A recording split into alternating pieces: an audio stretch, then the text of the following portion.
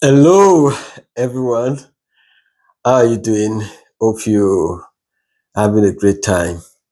And yes, before I go on, hope you enjoyed the Alamu episode of last week titled "Missing." For me, it cracked me up so much because I enjoyed the showdown between Alamu and Officer Kilichi. I had been expecting it actually, and it didn't feel like I actually wrote the series, because certain things came to life in the episode, and I totally enjoyed that drama. It was out of this world.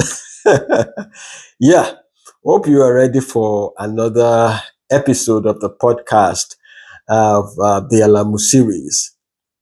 And today we are looking at a very fundamental topic, which has to do with digitalization and whether it's an advantage or a disadvantage to African comic African comic creators and African comics in general. To start with, I would say that in today's Africa, it's actually different from the Africa of yesterday. Today's Africa, we have comics are no longer, stored in a bookstore somewhere, but they are on our phones. You find them on digital platforms everywhere. Say, be it in Lagos, in South Korea, in Japan, in Johannesburg, in America, or in the UK. You find it everywhere. And, this poses a very, very interesting question. That is to say that will digitalization actually empower African comic creators? And by the way, I love that word empower in relation to, the subject here. That will it empower African comic creators to go global, or will it threaten the print culture and tradition that we have held there for several decades?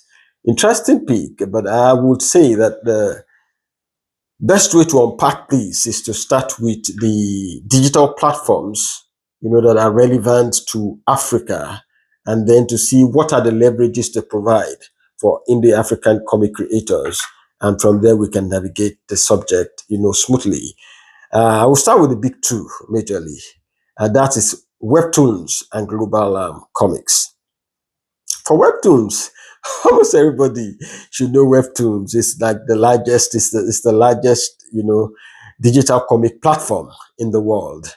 I think recently I had that they are having a collaboration with Disney on creating a new platform where they are going to be, expanding the Marvel Unlimited. Basically, you're going to have titles, comic titles from Marvel, from Disney, from Pixar, from 20th Century, studios in the platform, and that's actually very huge, if you ask me.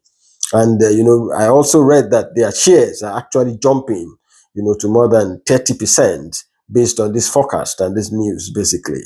I think webtoons, they are the home of, some of the biggest artists and some of the biggest artists, IPs, and comic fandoms, if you ask me, basically. I think there was a time they started topping charts, and all across countries, including South Africa, which made them, discoverable to uh, African comic creators who adopt their format. And by the way, they're also the pioneer of the mobile format for comics, which is actually unique in a way because that enables anybody to be able to view and read the comics on their mobile phones. And almost everybody today has a smartphone.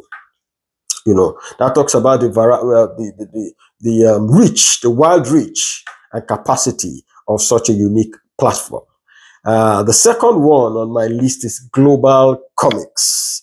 Global comics, the last word there is not an S, but the X.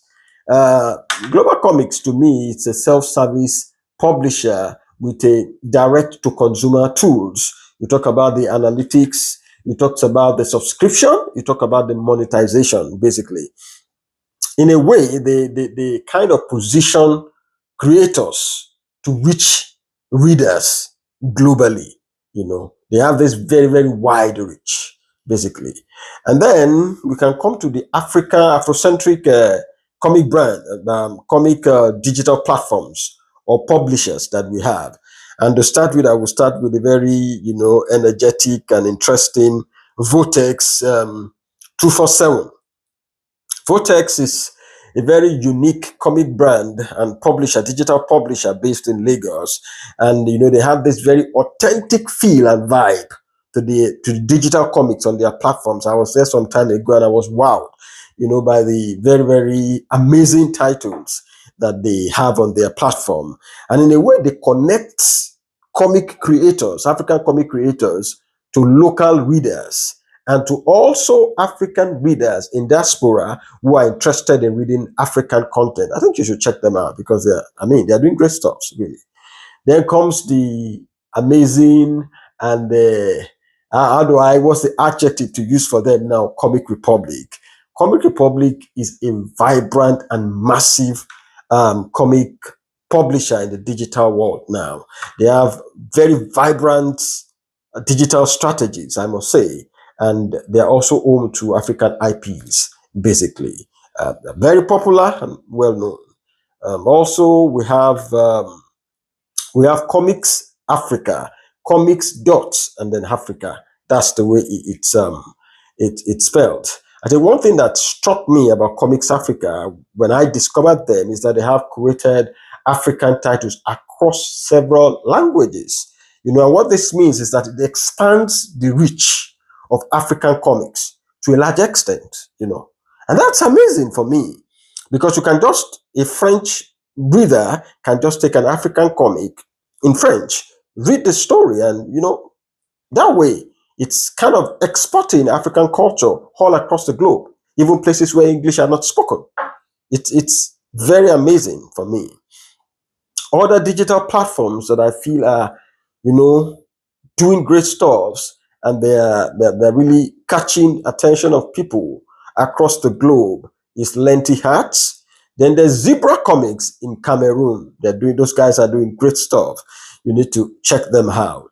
I think recently they had the partnership between themselves and DC, Superman, and then one of their mythological titles, which was very amazing. Then there's also this amazing comic brand in the US, a Pan-African comic brand, but it's based in the US. That's Peda Studios. I think you should check them out as well. They have a large collection of authentic African comics, digital, and they're amazing. They're doing great stuff too.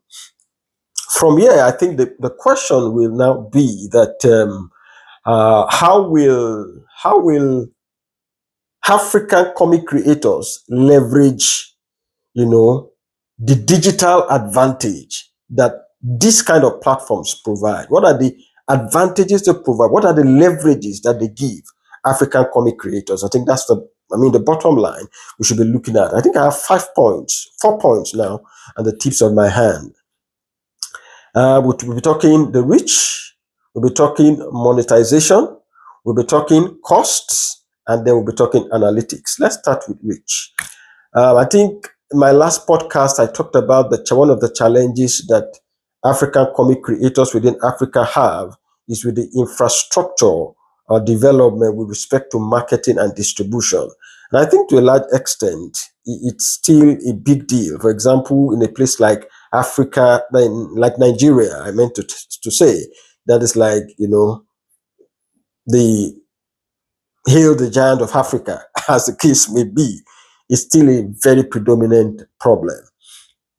I would say that digital platforms like global comics and what have we, they kind of eliminate this infrastructural problem in the area of marketing and development. And then they take the content directly to the readers across the globe, which I feel is just fantastic.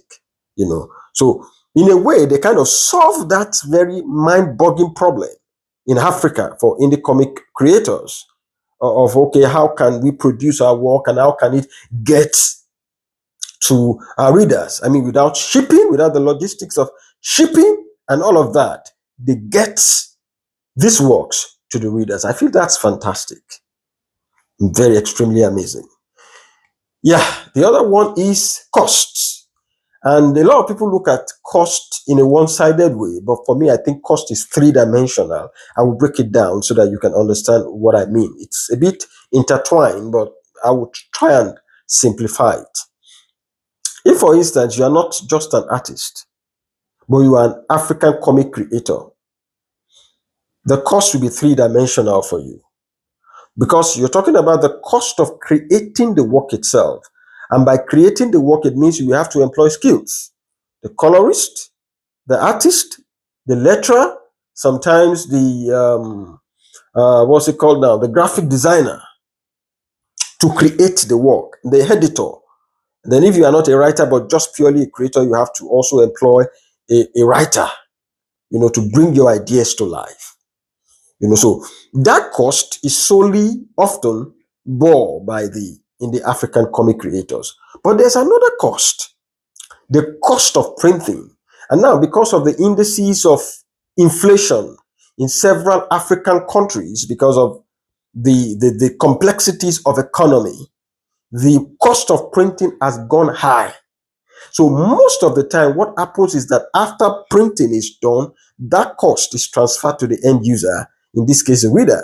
And then it makes the product expensive. To a large extent, expensive is relative anyway.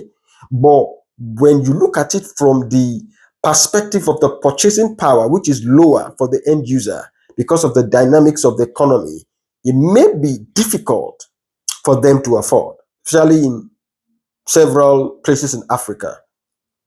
But one of the very beautiful things that digitalization does is that it cuts off completely this aspect of the production chain. The cost of printing is completely out of it because we're talking digital copies now. And so most of the time, the product is cheaper, easily accessible to the reader. Not just easily accessible, but also cheaper because the cost margin between a digital and a print is very wide. Now, the other cost of production, other cost within production, I would say, that a lot of people don't look at is the cost of marketing and promotion. Because most times you just don't dump your work on these digital platforms. You have to promote it. And to promote, you have to have your own strong online presence. You cannot tell me you're an indie African comic creator, your brand is not on Facebook, it's not on Instagram, it's not on Twitter. How do you hope to drive engagement to these online platforms? And for some of these things, even though it may cost nothing to open Facebook page, but to drive some of this marketing and visibility, you may need to spend money on promotion. Basically. So those are the three areas of cost.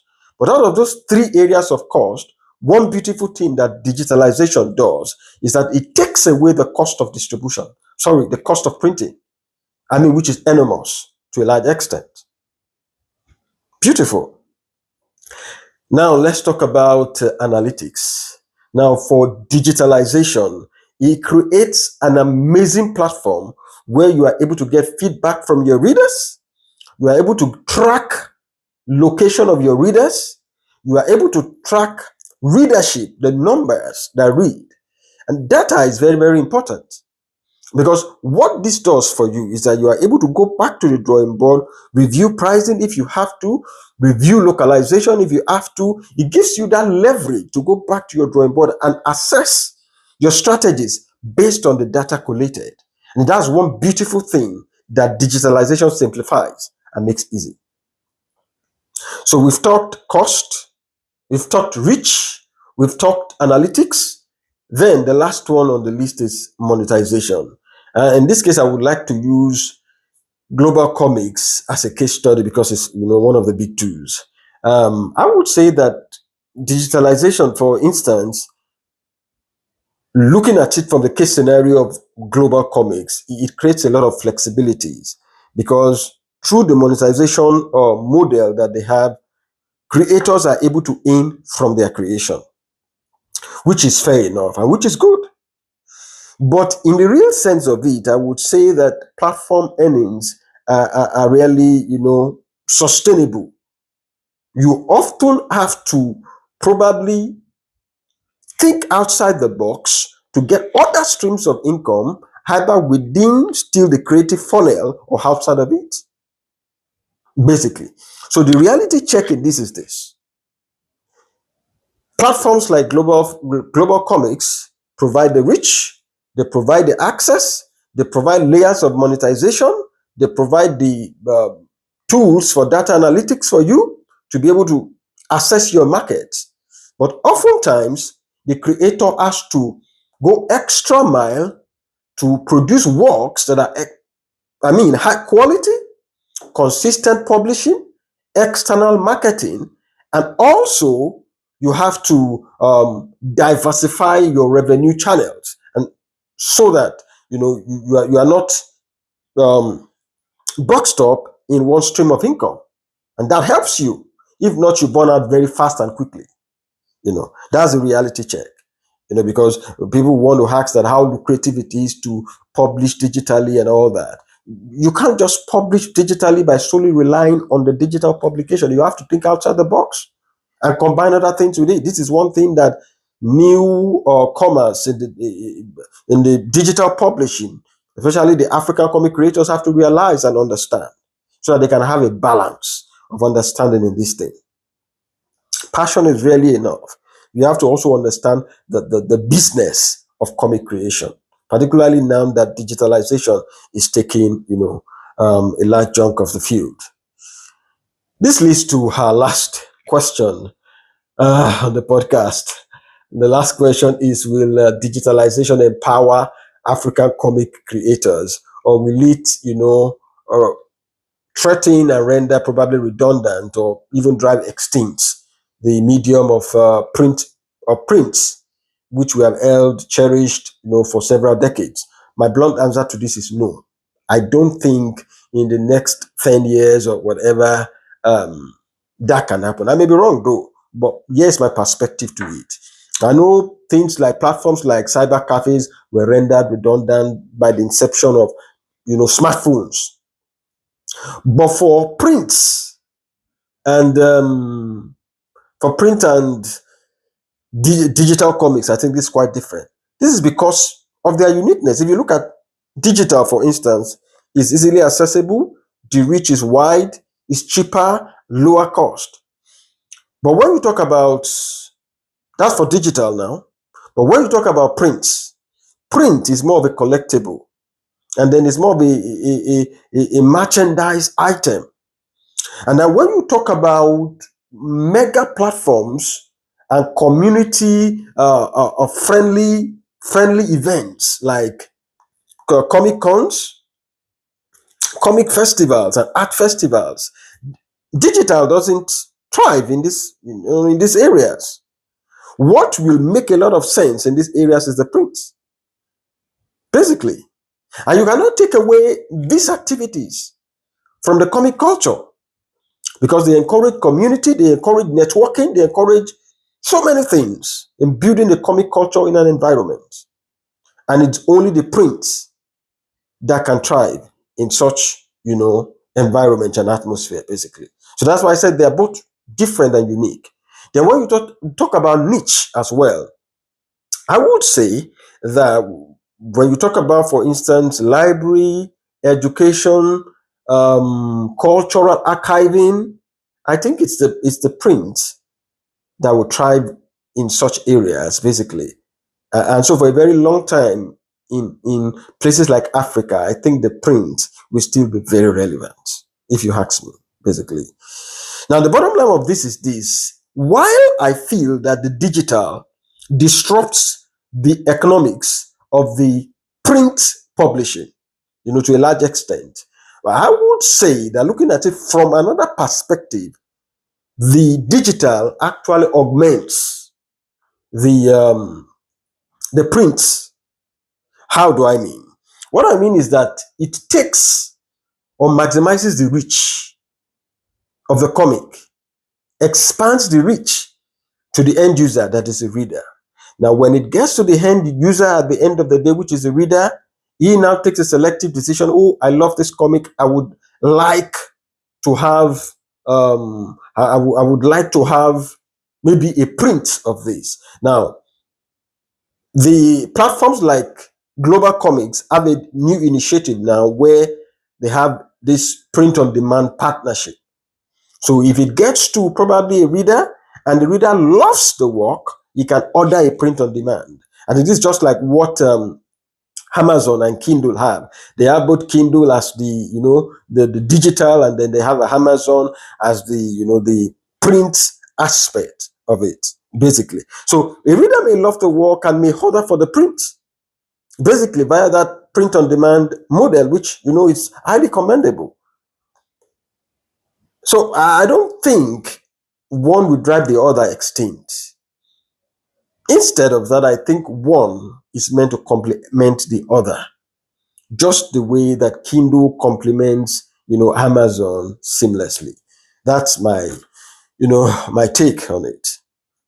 To cap this all up, as a take home, I would say to African indie comic creators that number one that I would advise, you are stepping into the comic scene, go digital first. I didn't learn that when I started off. I started off with hard copies. I burnt my hands, printed so many copies and then looking for how to market. But it was crazy. So I would say start digital first. And this was years ago before digital became prominent anyway. So we had no choice there. We're just pushing hard copy and all that. So I would say go digital first. As you go digital, use this to build your fan base, use this to build your reach, expand your read, build your readership, and all that. Then I would say, secondly, own your funnel. Own your funnel, build your email list for email marketing, have your brand have its own YouTube page, have its own Twitter page, have its own Instagram page, because this will help you in promotion of your work, to drive your work.